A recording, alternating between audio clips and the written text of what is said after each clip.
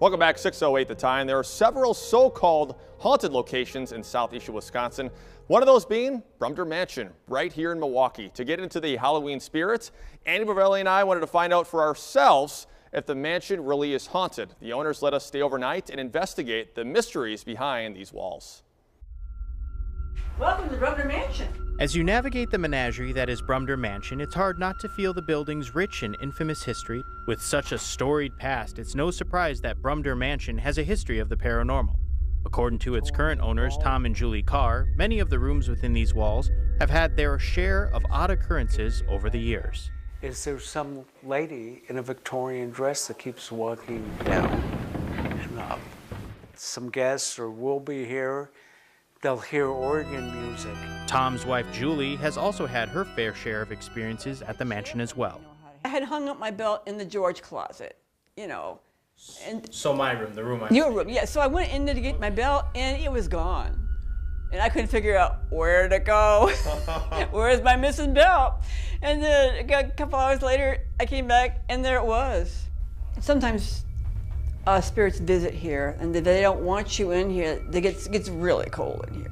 If those experiences weren't enough to give you the chills, just wait until you get a look at the rooms Chris and I stayed in. What rooms did you pick for Chris and I to stay in? The George Suite and the Marion Suite. They're currently two of the most active. Right now we're in the Marion's room? Yes, the Marion Suite. Okay, and this is Chris's room.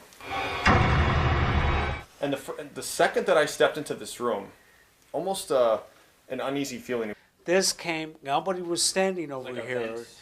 This came flying out, and that trash can was here, knocked over the trash can. The two-bedroom George's suite on the second level was chosen for me. It too has had its share of paranormal activity. Lots of guests have told us about shadows in between this hallway and the two rooms in the bathroom. We finally made our way down to the basement where the current theater is now located. Well, I saw my first full apparition down in the basement.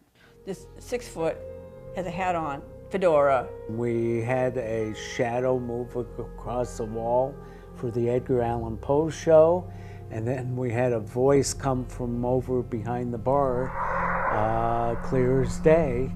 With our crash course of the supernatural as well as the mansion now complete, we invited PIM, Paranormal Investigators of Milwaukee, to see if we could capture on camera, as well as voice recorders, signs of the paranormal. We switched over to the team's night vision cameras and started our investigation. We headed up to the Marion Suite and then the George's Suite.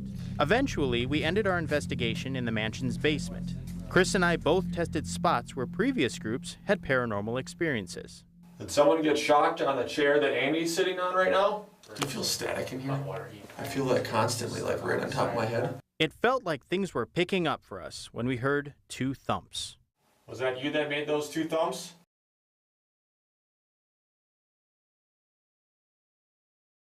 A taste of what happened when we visited the Brumder Mansion. Coming up in the next half hour, see the evidence, the shocking evidence that we uncovered.